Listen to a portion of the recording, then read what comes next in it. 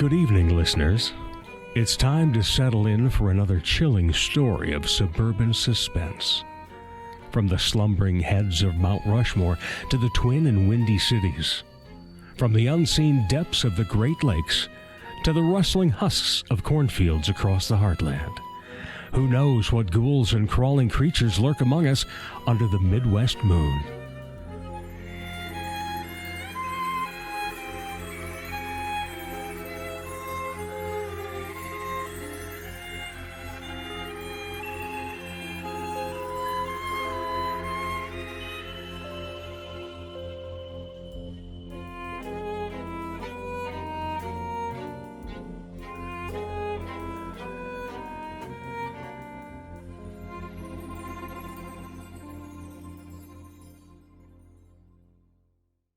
Rebecca sat by herself at the Golden Crescent restaurant, eating exactly half of the crab rangoon for two. Her chair faced the wall, eliminating the need to make eye contact with other patrons as she ate her meal alone. Her 3-year relationship had ended earlier that week. Nothing dramatic, no hurt feelings, just sudden empty space. Emptiness in her passenger seat, in her schedule, in her message inbox. She studied the panorama painting on the wall above the table and had an idea for how she would make the best of the breakup. A solo camping trip that would make her singleness purposeful and productive. A chance for reflection. She'd be out in the woods with all the sunshine and new growth, and surely that was better than marathoning movies holed up in her apartment like a modern-day Miss Havisham. Later that week, Rebecca rented an RV. A sleek Airstream that she felt she could maneuver easily enough.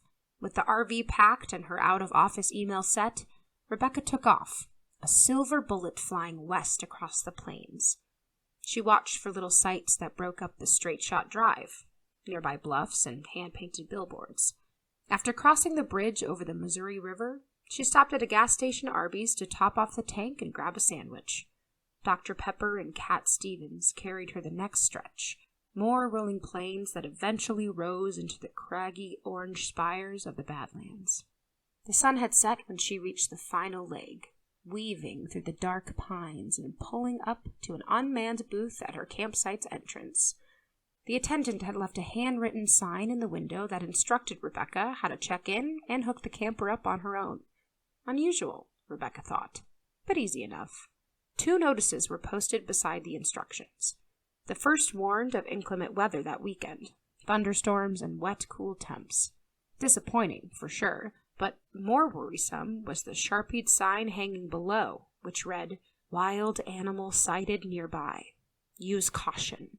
Stay close to campsite." Spurred by the warning, Rebecca made quick work of hooking the camper up, her eyes darting repeatedly to the dark thatch of trees pressing in around the site. She turned in early, weary from the drive, and slept hard that first night. A heavy, dead, dreamless sleep. The next morning, Rebecca got out of the RV to stretch her legs and explore, the wet grass at the campsite dampening her shoes and pant legs as she walked. She was surprised to find that she was the only camper in the area. Not a single family or solar traveler was set up nearby. Rebecca made a lazy loop around the perimeter of the site, passing empty lot after empty lot, before returning to her camper. Restless, she spent the morning alternating between distracted chapters of her book and more directionless walks around the campsite. Her body always settled more easily than her mind, but by mid-afternoon, she forced herself to let down, closing the Airstream blinds and lying down for a nap on the couch. She eventually drifted into an agitated sleep and dreamed of becoming lost in the woods, calling out over and over for help, with no answer. She raced through branches and gnarled bushes, muddy and breathless from being pursued. In her dream, she found a hiding spot where she could rest, crouching beside a tree, when suddenly a hand, beastly and quick, reached out to her from the shadows. She awoke with a jolt to the feeling of movement. The RV was traveling without her at the wheel, rocking over uneven ground and swaying as it picked up speed. Panic stabbed Rebecca like a shot of adrenaline as cabinet doors jostled open and her water bottle slid off the kitchen table, clattering to the ground. She sprung up, steadying herself against the arm of the couch and lifting the blinds to see stationary trees and a fire pit, the floor beneath her feet, motionless. She was parked where she had first set up. How? Had a strong gust of wind rocked the camper and made it feel like she was traveling? She looked more closely at the tree's branches, their needles not so much as shivering in the still and windless air. Weird. It must have been imagined, the tail end of a stress nightmare. Unnerved, Rebecca took a walk to shake off the dream. She followed a gravel path, circling down by a pond and pausing for several minutes to admire the craggy face of a canyon wall on the far side of the highway. No cars or motorcycles passed in that time, and she was struck again by the solitude. A friend who lived in the area had warned her the campsites and hiking trails would be packed with go-getters eager to beat the tourist rush. But here she was. No one in sight. Maybe the weather forecast was to blame. At least without crowds, she would have a better chance to take in the wildlife, she thought. But when she paused to listen to the twitter and rustle of birds and squirrels nearby, she heard nothing. A quiet, lifeless forest surrounded her. All day, storm clouds hung like a dark tarp above the hills, and by early evening, they started spitting rain. A few half-hearted thunderclaps echoed over the pines. Rebecca cut her hike short and looped back to the RV. The rain had picked up into a proper storm by the time she unlocked the door and climbed in, shaking her jacket and sliding off her boots. She moved to the cabinet to grab her dinner. Canned stew. Great, except no can opener. Her dad always kept a camping checklist to remind him of items that are essential and often forgotten. Things like long johns and batteries, and he insisted Rebecca borrow the list before the trip, but she felt confident she didn't need it. She imagined a can opener was somewhere near the top of the list. Less than thrilled about the prospect of Ritz and Twizzlers for dinner, Rebecca pulled her boots on once more, snapped up her jacket, and ventured back into the storm to trek to the nearby snack and tackle shop. The log cabin convenience store stood half a mile down the road from Rebecca's campsite. She whispered encouragement to herself as she trudged up the gravel path, the dark as heavy and close as her anxious thoughts. When she reached the shop, she hurried up the wet steps to find the main door ajar, rain misting in through the screen, splatter painting the wood floor. She entered, cautiously, and saw no one at the front counter.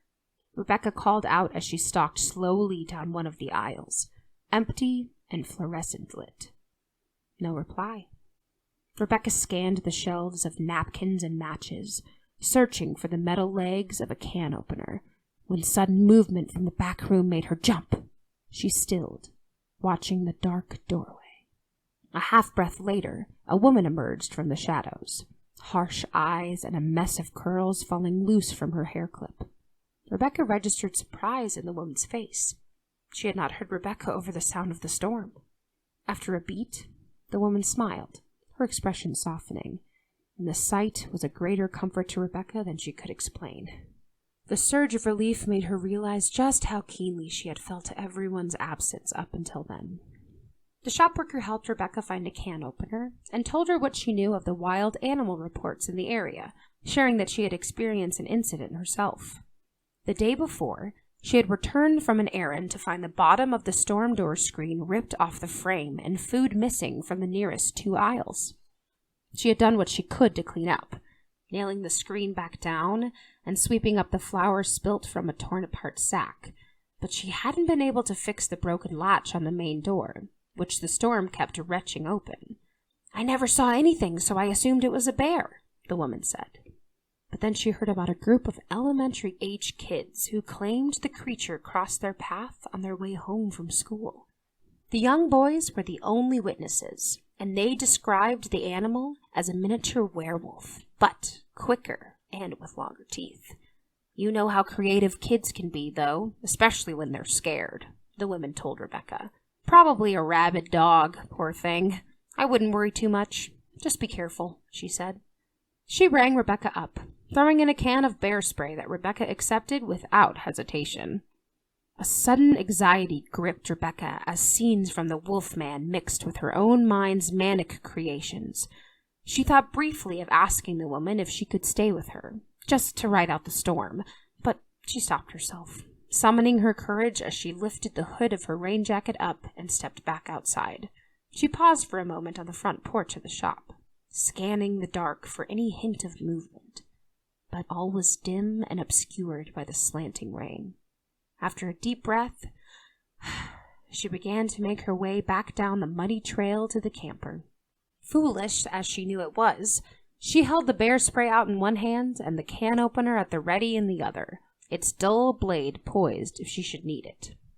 Back in the RV, Rebecca got to work on dinner, setting the stew to simmer and boiling water for tea. Her thoughts drifted longingly to her last camping trip with friends, everyone's loud jokes and constant conversation, until the shrill whistle of the kettle called her back to the present moment. Just as Rebecca reached for the kettle, she heard beneath its high-pitched shriek a deep, discordant howl. Rebecca removed the kettle from the burner, but the howl continued, carried through the rain from the nearby hills. It wasn't the scream of a mountain lion, not quite the sound of a coyote like she remembered from childhood, their yipping more of a screech than a howl. This sounded mournful, almost human. Rebecca tried to decide what she would do if the creature trapped her in the camper. How could she defend herself if it got inside?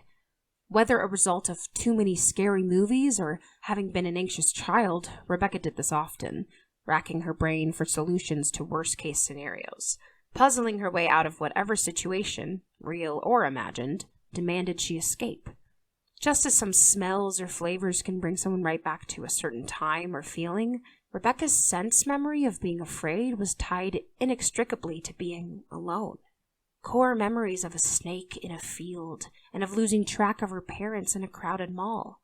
Even in looking back, the fear was as real and tangible as petals and stones kept in her pajama pockets as a little girl.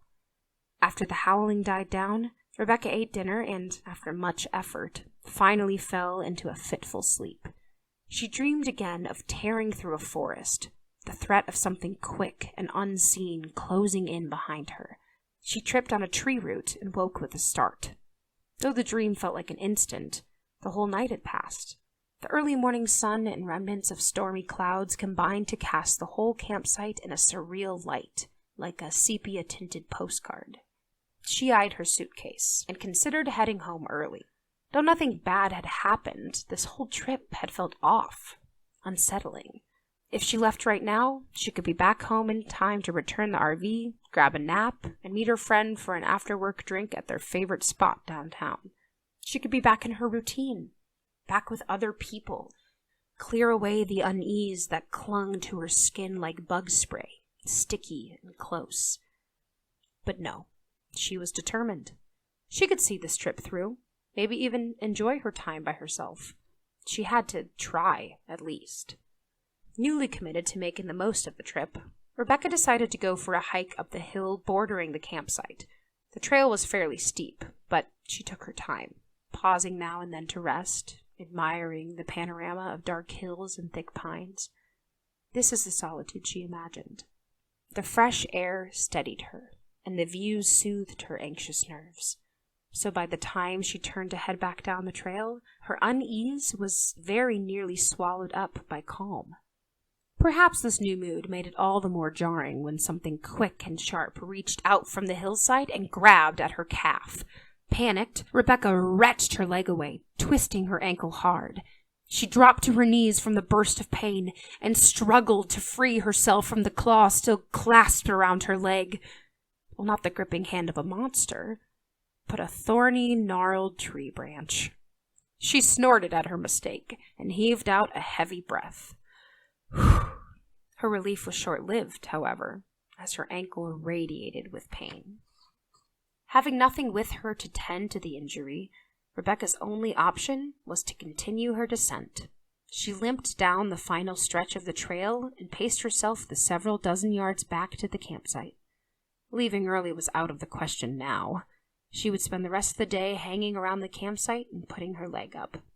All day the sky teased more rain, an empty threat that produced nothing but humidity. When evening came, Rebecca took advantage of the break in wet weather to set up a campfire. Her effort to collect wood for the fire was slow going because of her tender ankle, and because most of the branches scattered around the area were still soaked. But she kept at it, gingerly hopping through the underbrush of the nearby trees until she had gathered enough brushwood to keep a small blaze burning. The fire was nice. Rebecca propped her foot up on a stump, the warmth of the flames easing the ache of her ankle. She watched the flickering fingers of the blaze and let the stress of the weekend burn off. Lulled by the heat and spent from the day's activity, Rebecca closed her eyes and drifted into that hazy in-between place of being half awake and half asleep. Rebecca stayed that way all evening, comfortable and still as night fell, when suddenly a howl broke through her rest, an urgent and piercing wail. Rebecca's eyes shot open, her heart rate tripling speed. It took several moments for her to find her bearings. She looked to the camper a few dozen yards away, barely visible in the weak firelight. Then she looked at her ankle, weighing her options. The howl rose again from the cricketless dark, and her mind started its game of worst-case scenario, flitting through her options for escape. If the animal approached, could she pivot around the fire, keeping the flames between them? The sight of the dying blaze suggested not, its smolder a reflection of her fading bravery. The howling cut out, and Rebecca strained to hear movement, panting or breaking twigs. Could she make it to the camper if she sprinted? Should she take off the other way, racing into the woods opposite the animal? She doubted her ankle would hold up in either case, but it was too late to decide. She sensed the creature before she saw it, a menacing presence lurking dangerously close. The next howl ran the length of the valley between hills, like a shiver between shoulder blades. That's when it appeared, a flash of hide and bared teeth as it ran by. Then again, racing in the opposite direction. It moved stealthily, all smooth muscle and matted fur. Rebecca took off for the camper, her ankles screaming in protest. She cried out at the ache, surprised by its intensity, but pushing through the pain.